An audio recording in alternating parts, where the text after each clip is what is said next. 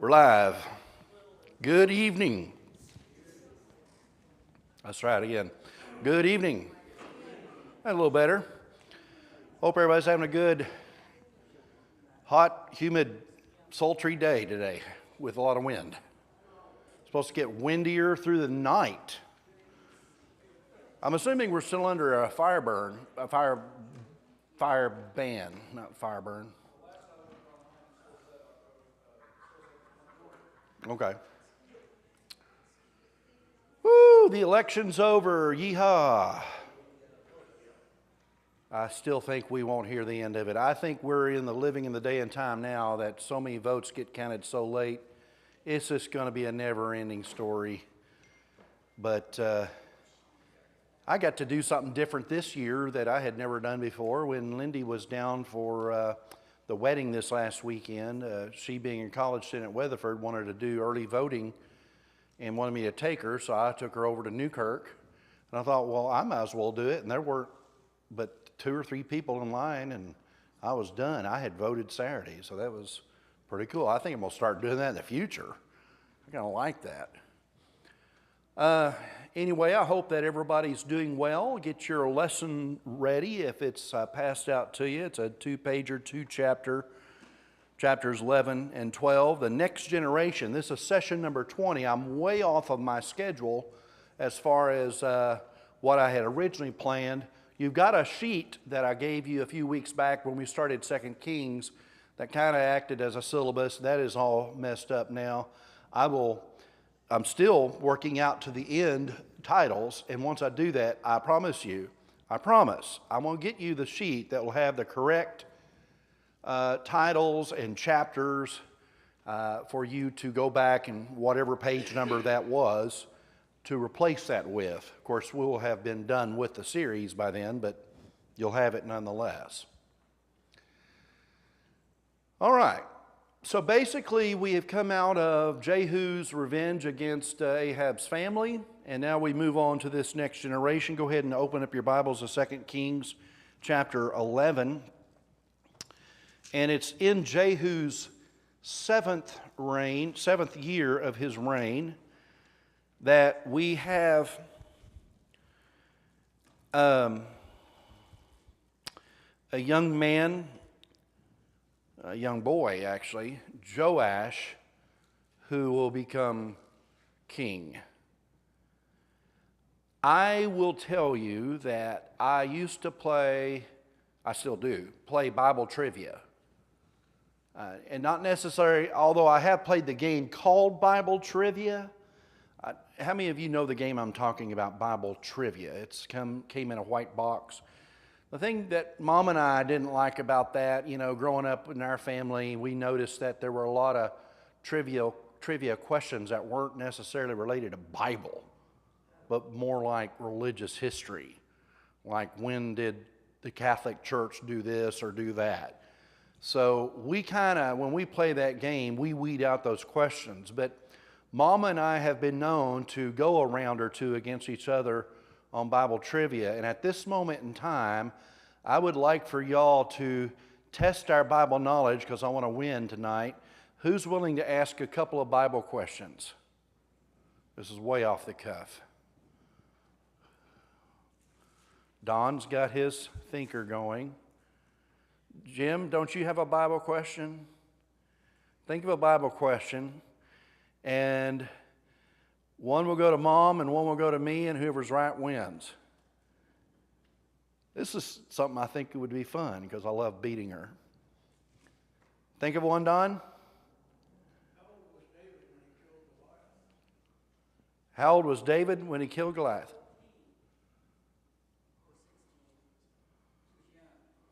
I don't know. Does it say how old he is? I don't remember an age. I hear people speculate, but I don't know if I remember hearing the age. I can tell you where it's at. 1 Samuel 17. But I don't remember an age. What was what? Oh, that's a good question. What are you going to say, Mom? Friday?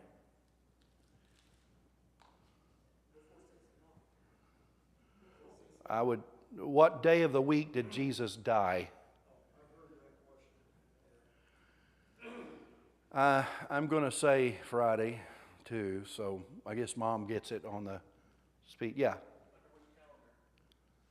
Oh, well, day of the week doesn't matter. Did you come up with a question, Jim? What? Huh? Who had an iron bedstead? Well,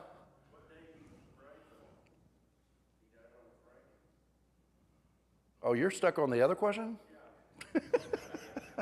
We're talking about beds now. I don't know. King Og? Okay. What day was he? Oh, what day did he rise? First day of the week. I have to get with you later to talk to you about the days.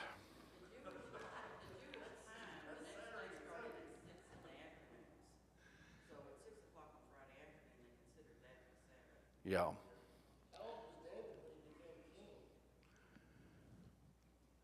Okay, this game's over now. It's a tie.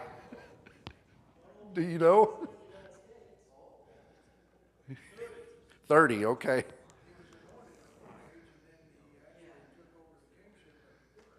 Yeah.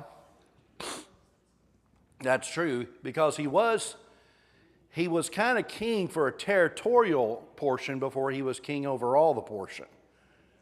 Saul and him were kind of in a, which is why Saul was after him, I think.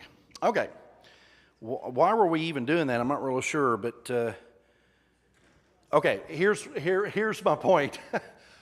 Oftentimes, I have touted that the youngest person, the youngest king ever, was Josiah, who became king at the age of 8. Today, I discovered that Joash became king at 7. So I've been wrong all these years. So I apologize. Forgive me. Okay, let's start with chapter 11 summary. Here we go. King Ahaziah's mother, Athaliah, begins to destroy the whole family once she learned that Ahaziah was dead. Remember, he's died because Jehu's had him killed. So that she could rule the land. Jehosheba, Ahaziah's sister, took Joash, which was Ahaziah's son, and hid him and his nurse for 6 years so that he'd be spared from being killed. In the 7th year, Jehoiada instructed the commanders of the hundreds and the Korahites and the guards to meet him in the temple. He made a covenant with them and put them under an oath. Let's read verses 5 through 8. He commanded them, saying, "This is what you are to do. You are in the 3 companies that are going on duty on Sabbath. A third of you guarding the royal palace, a third at the sewer gate, and a third at the gate behind the guard, who takes turns guarding the temple. And you who are in the other 2 companies that normally go off Sabbath duty are all to guard the temple for the king. Station yourselves around the king." Now this is a reference to the king's son, Joash, okay? "Each of you with weapon in hand. Anyone who approaches your ranks is to be put to death. Stay close to the king wherever he goes." Okay, how old is he? He's 7, right? So they followed Jehoiada's instructions and were given the spears and the shields that had belonged to King David that were stored at the temple, and they stationed themselves around Joash, the king's son, just as Jehoiada had instructed. Jehoiada brought out Joash and put the crown on him, presented him with a copy of the covenant, and proclaimed him king. And after he's anointed, the people clapped their hands and shouted what? Long live the king. Athaliah heard all the commotion, comes out, and she discovers what's happening, because this is happening in a well-established place at the temple between the pillars where kings usually come in with their horses. She tears her robes, and what does she say? Treason, treason. Jehoiada instructs the commanders to bring her out among the ranks, because there should be no bloodshed at the temple. So out among the ranks to kill her and anyone that followed her. So they put her to death. Next, he made a covenant with the Lord, with the king, and with the people, that from now on they would be the Lord's people. I want to read that verse because I felt moved by seeing this proclamation. It is in verse 17. Jehoiada then made a covenant between the Lord and the king and the people, and they would be the Lord's people. He also made a covenant between the king and the people. So it's kind of like in front of everybody here, so we're all here. The covenant is made, binding between God, king, and people, that we are God's people. That's the covenant. And then a covenant is made between king and his people, so there is a bond there. Then the people proceeded to tear down the temple of Baal and smashed the altars and idols to pieces and killed Mattan, the priest of Baal, in front of those altars. Jehoiada posted guards at the temple and brought out Joash, the king's son, the new king, and brought him into the palace, his new home, and sets him on the royal throne. He is 7 years old. That's chapter 11. Chapter 12.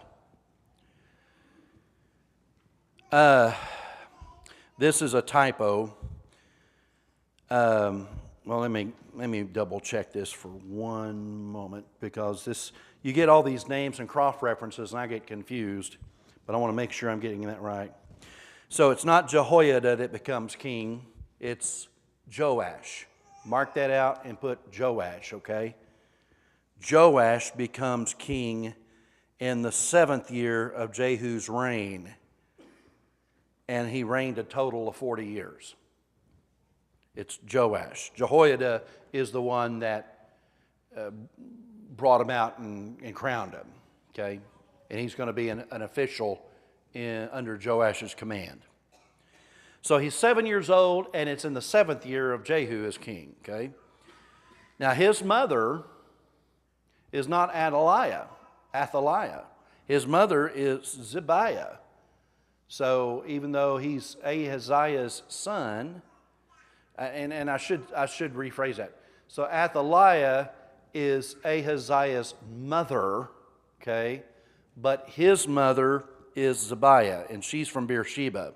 Here's a summary of his reign given at the beginning of this chapter, verse 2.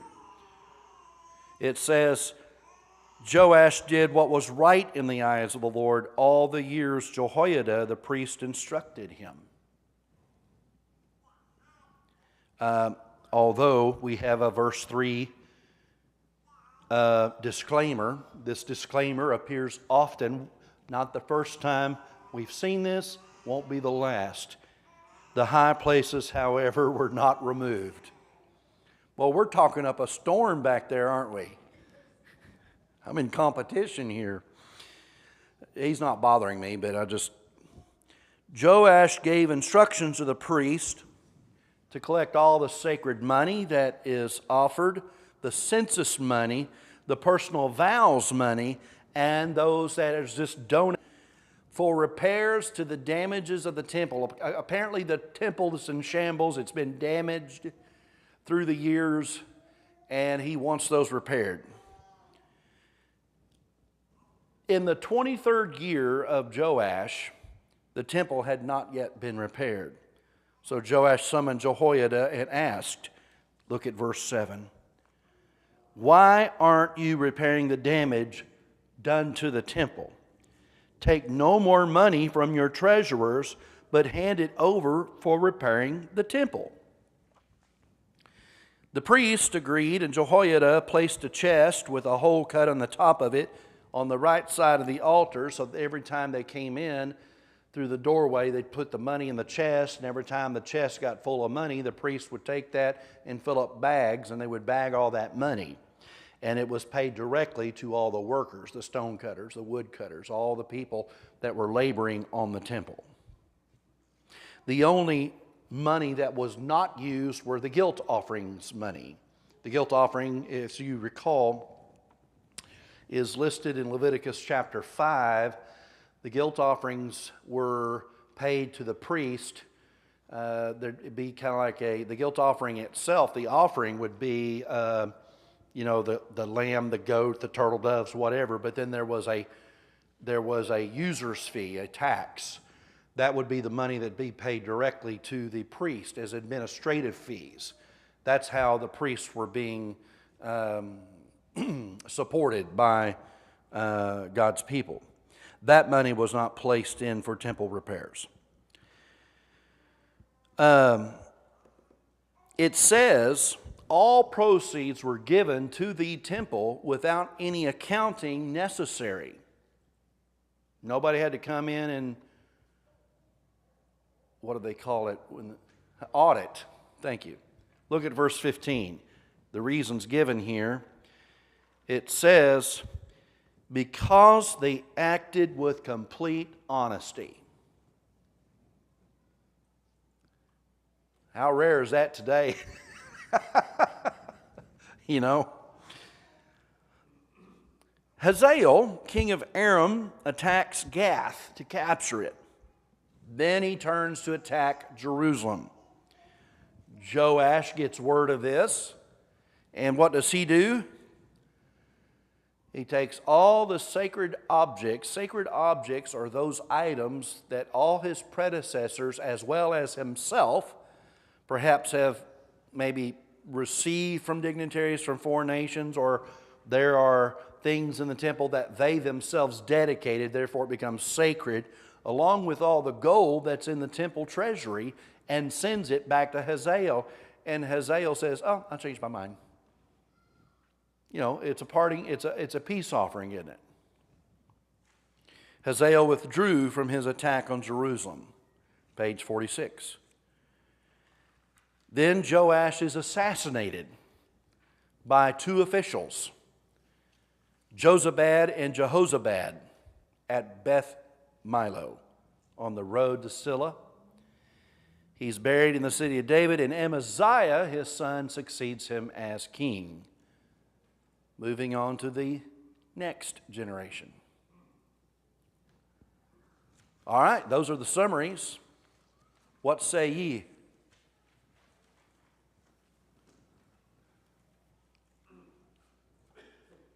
What do you think of chapter 11 or chapter 12?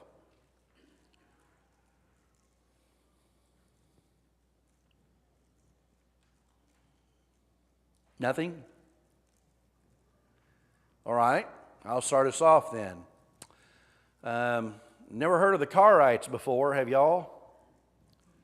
The Karites or the Karites? I looked it up. Here's what Google said. Mercenary soldiers that came from Cilicia. And that's all I can tell you. But they were hired by not only Judah at times, but some other countries as well, to be mercenaries. Why would you put a 7-year-old on the throne to be king?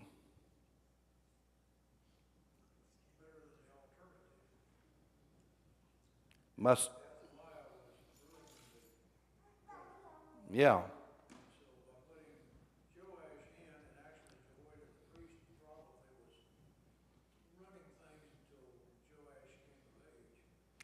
It does seem like there's neglect going on. I mean, why are there damages to the temple, for example?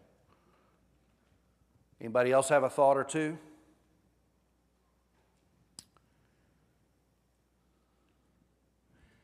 Here's a question to ponder. It doesn't seem to go noticed that one of Ahaziah's sons is missing. The latest one. I wonder if Athaliah even knew of his existence. Here's why I wonder that. Do y'all get the impression that the way the text starts out, it seems as though Athaliah's awareness that Amaziah has been killed may not have been immediate. I get the impression that news reached her at some point after the fact. Of course, obviously that would be the way it would be anyway, but I seem to put a little bit more time in there, in my mind, the way it read. I didn't know he was dead. It's possible she didn't know that he had a son, another son. Possible, right? And the reason I say that is because there's no mention of any pursuit to going and finding this son that would have been hidden. Sam.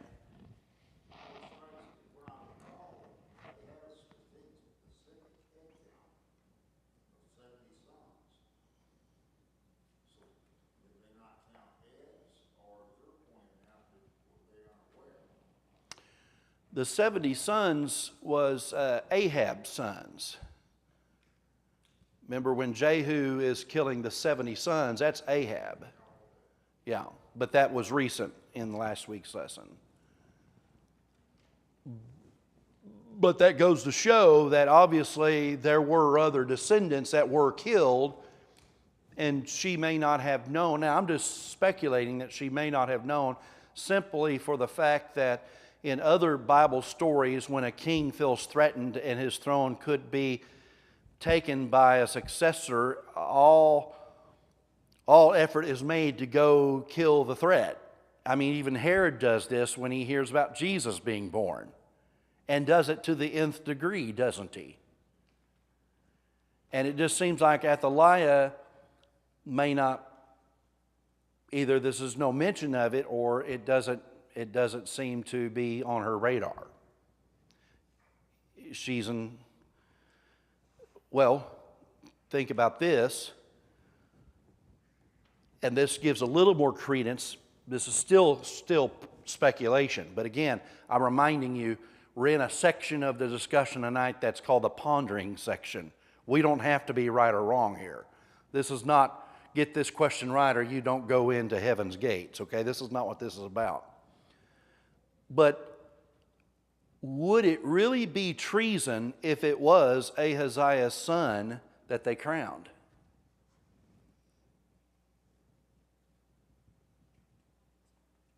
You know what I mean? She calls it treason, but that is the rightful heir to the throne. If anybody calls treason, it was her. She could be deducing at this moment that it's treason because who do they think they are to put anybody else on the throne, not knowing that it was Ahaziah's son. Just pondering, okay?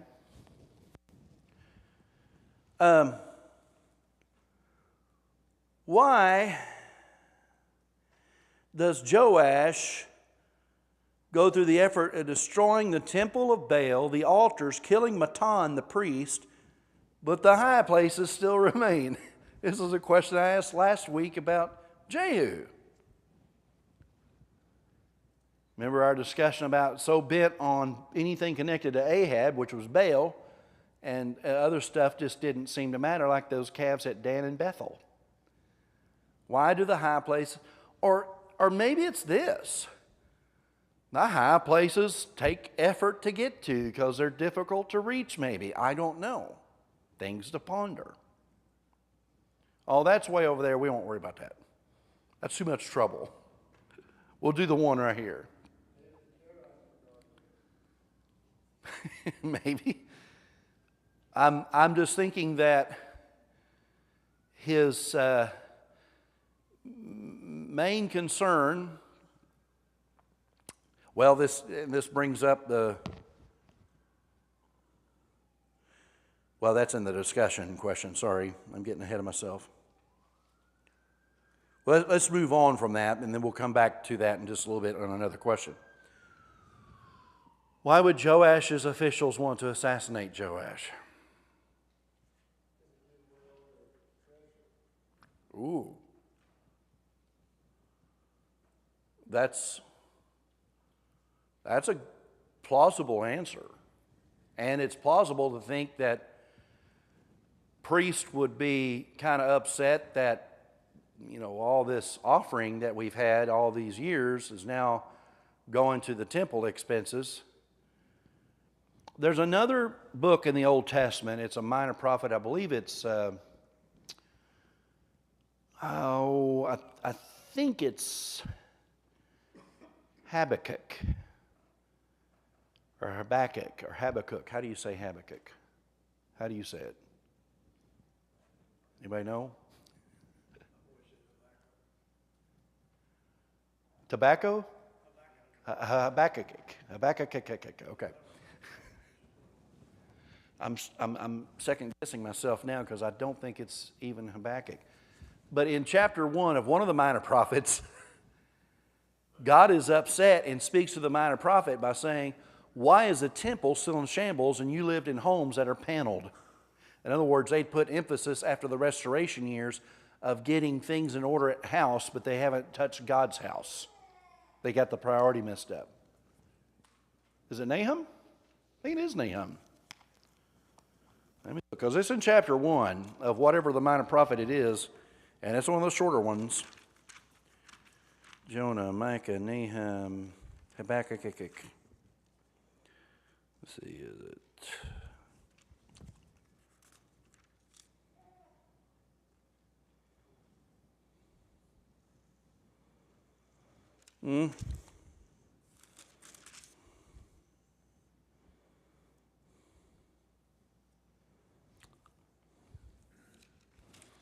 Maybe it's not either one of those. Give me just a second. Is it Haggai? Yeah, it's Haggai. Haggai. So it's Haggai in chapter 1. The Lord the Almighty says this, the people say, the time has not yet come to rebuild the Lord's house. And the word of the Lord came to the prophet Haggai, is it a time for you yourselves to be living in your paneled houses while this house remains a ruin? That attitude is God's upset that you've put off the temple and you've done your own thing first and you're putting him off and think, well, we still have plenty of time to do that. It's not that important right now. That's not giving God first fruits. Why does it take 23rd year of his reign to realize this isn't getting done?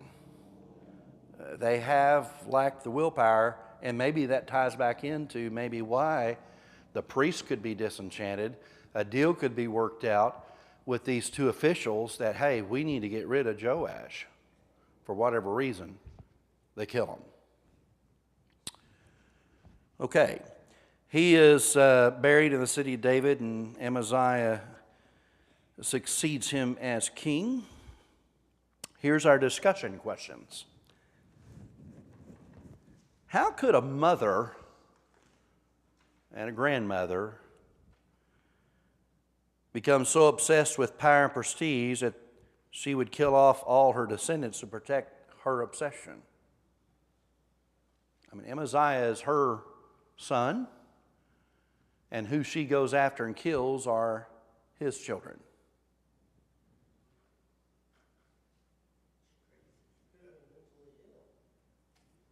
Could have been. Absolute corruption corrupts absolutely. Yep. There is a way in which sin can darken your mind. And I know that sounds so simple to say. Do I sin? Yes, I do. I do. But when I sin, if I'm aware of it, I feel guilty. And I feel the need to stop the sinful behavior or the sinful pursuit, to repent and to pray that God forgives me, to relent from it and repent from it, to change.